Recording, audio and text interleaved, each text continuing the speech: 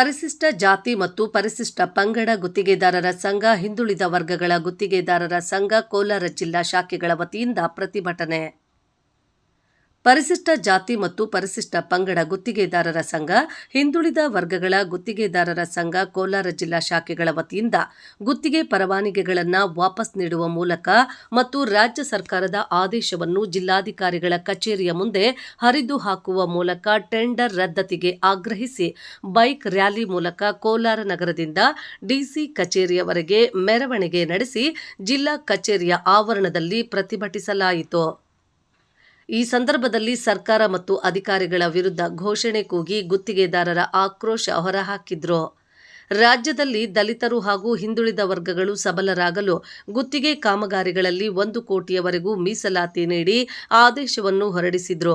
ಆದರೆ ಘೋಷಣೆಗೆ ಮಾತ್ರ ಸೀಮಿತವಾಗಿರಿಸಿ ಅಧಿಕಾರಿ ವರ್ಗಗಳು, ಕೆಲವು ಜನಪ್ರತಿನಿಧಿಗಳು ಈ ಆದೇಶವನ್ನ ಪ್ಯಾಕೇಜ್ ಮಾಡಿ ನಮ್ಮನ್ನು ಅವಕಾಶ ವಂಚಿತರನ್ನಾಗಿಸಲು ಹುನ್ನಾರ ಮಾಡಿರುತ್ತಾರೆಂದು ಕೋಲಾರ ಜಿಲ್ಲಾ SC/ST ಗುತ್ತಿಗೆದಾರ ಸಂಘದ ಅಧ್ಯಕ್ಷರಾದ ಮಾರ್ಜೇನಹಳ್ಳಿ ವಿ. ಬಾಬು ಆರೋಪಿಸಿದ್ರು. ಈ ಸಂದರ್ಭದಲ್ಲಿ ಸಂಘದ ವೆಂಕಟರೆಡ್ಡಿ, ಕಿರಣ್, ಜಯರಾಮ್, ಕೃಷ್ಣಪ್ಪ, ಮೋಹನ್ ಕಾಂತ್, ರಾಮಪ್ಪ, ಗಣೇಶ್, ಗೋವಿಂದರಾಜುಲು, ಅಮರೇಶ್, MG ಕೃಷ್ಣಪ್ಪ ಮತ್ತು ಜಿಲ್ಲಾ ಶಾಖೆಯ ನೂರಾರು ಮಂದಿ ಗುತ್ತಿಗೆದಾರರು ಉಪಸ್ಥಿತರಿದ್ದರು. ನಿರಂತರವಾಗಿ ಕೋಲಾರ ಜಿಲ್ಲೆಯನ್ನು ನಾವು ಈ ಟೆಂಡರ್ ವಿಚಾರದಲ್ಲಿ ಗುತ್ತಿಗೆ ಕಾಮಗಾರಿಗಳಲ್ಲಿ ನಿರಂತರವಾಗಿ ಹೋರಾಟ ಮಾಡ್ಕೊಂಡು ಬರ್ತಾನೆ ಇದ್ದೀವಿ. ಆದ್ರೆ ಕೆಲವು ಜನಪ್ರತಿನಿಧಿಗಳು ಮೀಸಲಾತಿನ ಮೋಸ ಮಾಡಬೇಕು, ವಂಚನೆ ಮಾಡಬೇಕು ಅನ್ನೋ ವಿಚಾರದಲ್ಲಿ ಇವತ್ತು ಕೋಲಾರ ಜಿಲ್ಲೆಯಲ್ಲಿ SC/ST ಗುತ್ತಿಗೆದಾರರು ಮತ್ತು ಹಿಂದುಳಿದ ವರ್ಗಗಳ ಗುತ್ತಿಗೆದಾರರು ಎಲ್ಲರೂ ಇವತ್ತು ಒಗ್ಗಟ್ಟಾಗಿ ಇವತ್ತು DC ಸಾಹೇಬರಿಗೆ ಮನವಿ ಕೊಡೋ ವಿಚಾರವಾಗಿ ಇವತ್ತು ಕೋಲಾರ ನಗರದ ಬಂಗಾರಪೇಟೆ ವೃತ್ತದಲ್ಲಿ ಡಾಕ್ಟರ್ ಬಾಬಾ ಸಾಹೇಬ್ ಅಂಬೇಡ್ಕರ್ ಅವರಿಗೆ ಮಾಲಾರ್ಪಣೆ ಮಾಡಿ ಕೋಲಾರ ನಗರದ ಎಲ್ಲ ರಸ್ತೆಗಳಲ್ಲಿ ಕೂಡ ಬೈಕ್ ರ್ಯಾಲಿ ಮಾಡೋ ಮುಖಾಂತರ ಇವತ್ತು ಕೋಲಾರ ಜಿಲ್ಲಾಧಿಕಾರಿ ಕಚೇರಿಗಳನ್ನು ನಾವು ಇವತ್ತು ತಲುಪಿದ್ದೀವಿ. ನೀವು ನೋಡ್ತಾ ಇರಬಹುದು, ಇದ್ರ ಮುಂಚಿತವಾಗಿ ಕೂಡ ನಾವೆಲ್ಲ ಕೂಡ ಈ ಟೆಂಡರ್ ಪ್ಯಾಕೇಜ್ ಮಾಡೋದು ಅಂದ್ರೆ ಅರ್ಥ ಏನಂದ್ರೆ 5-6 ಕಾಮಗಾರಿಗಳಿಗೆ ಸೇರಿ ಒಂದೇ ಪ್ಯಾಕೇಜ್ ಮಾಡಿದಾಗ 1 ಕೋಟಿ ಮೇಲ್ಪಟ್ಟಂತೆ ನಮ್ಗೆ ಯಾರಿಗೂ ಕೂಡ ಮೀಸಲಾತಿ ಕೊಡೋದು ಬರೋದಿಲ್ಲ. ಅದಕ್ಕೆ ಏನ್ ಮಾಡ್ತಾರೆ ಇವರೆಲ್ಲ ಕೂಡ 50 ಲಕ್ಷ, 60 ಲಕ್ಷ, 70 ಲಕ್ಷ ಇರೋ ಕಾಮಗಾರಿಗಳನ್ನ ಒಟ್ಟುಗೂಡಿಸಿ ಪ್ಯಾಕೇಜ್ ಮಾಡಿ ಟೆಂಡರ್ ಮಾಡ್ತಾರೆ. ಇವತ್ತು VJNL ಅಲ್ಲಿ ಕೋಲಾರ ಜಿಲ್ಲೆಗೆ 50 ಕೋಟಿ ಕಾಮಗಾರಿಗಳು ಬಂದಿದೆ.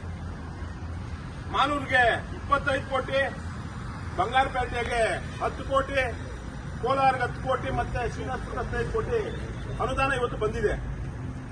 ಆ ಅನುದಾನದಲ್ಲಿ ಕೆರೆ ಕಾಮಗಾರಿಗಳು ಮತ್ತು ಚೆಕ್ ಡ್ಯಾಂಗಳು, ರಸ್ತೆಗಳೆಲ್ಲ ಕೂಡ ಸಂಪೂರ್ಣವಾಗಿ ಒಟ್ಟುಗೂಡಿಸಿ ಇವತ್ತು ಟೆಂಡರ್ ಮಾಡಿದ್ದಾರೆ.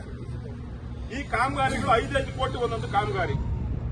5-5 ಕೋಟಿ ಕಾಮಗಾರಿಗಳಿಗೆ ಇಡೀ ಕೋಲಾರ ಜಿಲ್ಲೆಯಲ್ಲಿ ಯಾವ ಗುತ್ತಿಗೆದಾರರು ಕೂಡ ಅರ್ಹತೆ ಇಲ್ಲ. ಬರೀ SC/ST OBC ಅಲ್ವಾ, ಜನರಲ್ ಕಾಂಟ್ರಾಕ್ಟ್ಸ್ಗೂ ಕೂಡ ಯಾರಿಗೂ ಕೂಡ ಅರ್ಹತೆ ಇಲ್ಲ. ಅದಕ್ಕೆ ಇಲ್ಲಿರಂತ ಜನಪ್ರತಿನಿಧಿಗಳು ಕೆಲವರು ರಾಜ್ಯ ಮಟ್ಟದಲ್ಲೇ ದೊಡ್ಡ ದೊಡ್ಡ ಬಿಲ್ಡರ್ಗಳನ್ನ ಕೈ ಜೋಡಿಸಿ ಅವರಿಗೆ ಟೆಂಡರ್ ಕೊಡಿಸಿ ಅಲ್ಲಿ ಬಂದಾದ ಮೇಲೆ ಇಲ್ಲಿ ಅವರ ಸಂಬಂಧಿಕರು, ಆಪ್ತರಿಗೆ ಆ ಕೆಲಸಗಳನ್ನು ಬಿಡಿಸ್ಕೊಡ್ತಾ ಇದ್ದಾರೆ. ಉದಾಹರಣೆಗೆ ಮುಂಚಿತವಾಗಿ ನಾನು ಹೇಳಿದ್ದೀನಿ, ಮೈನರ್ ಇರಿಗೇಷನ್ ಡಿಪಾರ್ಟ್ಮೆಂಟ್ ಅಲ್ಲಿ ಕುರ್ಕಿಕೆರೆ ಯಾರು ಟೆಂಡರ್ ಆಯ್ತು, ಸಬ್ ತಗೊಂಡು ಯಾರು ಮಾಡ್ತಾ ಇದ್ದಾರೆ, H. ಮಲ್ಲಂಡಳ್ಳಿ ಆಗಿರ್ಬೋದು, ಬೈರಂಡಳ್ಳಿ ಆಗಿರ್ಬೋದು, ಮತ್ತೆ PW ಇಲಾಖೆನಲ್ಲಿ ತರಬೇತಿ ಕೇಂದ್ರ ಕಟ್ಟಡ 4 ಕೋಟಿ ಹಜಾರ್ಗಾಯ್ತು, ಹಜಾರ್ ಮತ್ತೆ ಕೆಲಸ ಮಾಡ್ತಾ ಇದ್ದಾರೆ. ಅಂದ್ರೆ ಇವತ್ತು ಇಷ್ಟೊಂದು ಗುತ್ತಿಗೆದಾರ ಕೋಲಾರ ಜಿಲ್ಲೆನಲ್ಲಿ ಇರುವಂತ ಗುತ್ತಿಗೆದಾರರಿಗೆ ಯಾವುದೂ ಕೂಡ ಕೆಲಸ ಸಿಗ್ತಾ ಇಲ್ಲ. ಒಂದು ಕಡೆ ಯಾವ್ದಾನ ಕೆಲಸ ಟೆಂಡರ್ ಮಾಡಿದ್ರೆ ರೆಡಿ ಗ್ರಾಂಟ್ ಅಲ್ಲ, ರೆಡಿ ಗ್ರಾಂಟ್ ಯಾವುದೇ ಇದೆಯೋ ಎಲ್ಲಾ ಕಾಮಗಾರಿಗಳು ಕೂಡ ಲ್ಯಾಂಡ್ ಆರ್ಬಿ ನಿರ್ಮಿತ ಕೇಂದ್ರಕ್ಕೆ ಕೊಡ್ತಾ ಇದ್ದಾರೆ. ಇವತ್ತು ಒಂದು ಕಡೆ ಇಲ್ಲೆಲ್ಲ ಇರುವಂತಹ ಗುತ್ತಿಗೆದಾರರು ಸುಮಾರು ಕೆಲಸಗಳು ಮಾಡಿ ಬಾಕಿ ಬಿಲ್ಲು, ಪೆಂಡಿಂಗ್ ಬಿಲ್ ಇವತ್ತು ತಮ್ಮ ಕಚೇರಿಗೆ ತಲುಪಿದ್ದಾರೆ. ಇದುವರೆಗೂ ಕೂಡ ಪೇಮೆಂಟ್ ಇಲ್ಲ. ಆದ್ರೆ ಈ ವಿಚಾರವಾಗಿ ಯಾರೂ ಕೂಡ ಜಿಲ್ಲೆಯ ಪ್ರತಿನಿಧಿಗಳು ಯಾರೂ ಕೂಡ ಇದ್ರ ಬಗ್ಗೆ ಮಾತಾಡ್ತಾ ಇಲ್ಲ. ಇದು ಒಂದು ಅನ್ಯಾಯ. ಈ ವಿಚಾರ ಬಿಟ್ರೆ ಮಾನ್ಯ ಸಿದ್ದರಾಮಯ್ಯನವರು ಇವತ್ತಿಗೆ ನಾನು ನೇರವಾಗಿ ಪ್ರಶ್ನೆ ಮಾಡ್ತೀನಿ. ಸಿದ್ದರಾಮಯ್ಯನವರೇ, ಇವತ್ತೇನಾದ್ರೂ ನೀನು ಕುರ್ಚಿ ಮೇಲೆ ಕೂತ್ಕೊಬೇಕಾದ್ರೆ ಈ ದಲಿತರು OBC ಮೈನಾರಿಟಿ ಓಟ್ ಹಾಕಿರೋದು ನೀವು ಹೋಗಿ ಕೂತ್ಕೊಂಡಿರೋದು ಚೇರ್ ಮೇಲೆ ನೀನು ಆದೇಶ ಮಾಡದೆ ಇವತ್ತು 1 ಕೋಟಿ ಮೀಸಲಾತಿ ಅಂದ್ಬಿಟ್ಟು ಹೇಳ್ಬಿಟ್ಟು ಆ ಮೀಸಲಾತಿ ಪತ್ರ ಇವತ್ತು ಇಲ್ಲೇ ಇದೆ.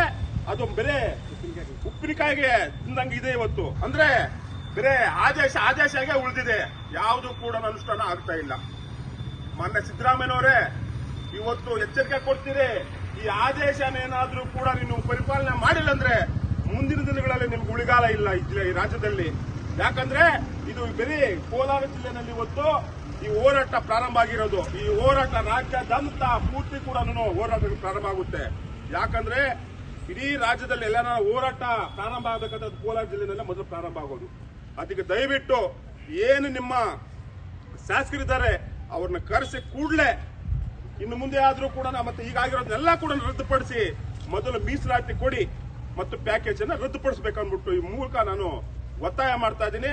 ಎಲ್ಲರೂ ಕೂಡ ದಯವಿಟ್ಟು ಎದ್ದು ನಿಂತು ಈ ನಮ್ಮ ಆದೇಶಗಳು ಏನು ಮೀಸಲಾತಿ ಆದೇಶಗಳಿದೆಯೋ ಎಲ್ಲರೂ ಕೂಡ ನೀಟಾಗಿ ಅದಾದ್ಮೇಲೆ ಮಾನ್ಯ ಜಿಲ್ಲಾಧಿಪತಿಗಳಾಗಿ ಯಾರು ಬಂದಿದ್ದಾರೆ ಅವರಿಗೆ ನಮ್ಮ ಗುತ್ತಿಗೆ ಲೈಸೆನ್ಸ್ ಅನ್ನ ಇವತ್ತು ಸರ್ಕಾರಕ್ಕೆ ಸರೆಂಡರ್ ಮಾಡ್ತಾ ಇದೀವಿ. ಸರೆಂಡರ್ ಮಾಡೋ ಮುಖಾಂತರ ಈ ಒಂದು ಹೋರಾಟನ ಜೈಗೊಳಿಸ್ತಾ ಇದೀವಿ. ಎಲ್ಲರೂ ಕೂಡ ಆದೇಶನ ಪ್ರತಿನ ಅರ್ಧಾಕ್ರಿ.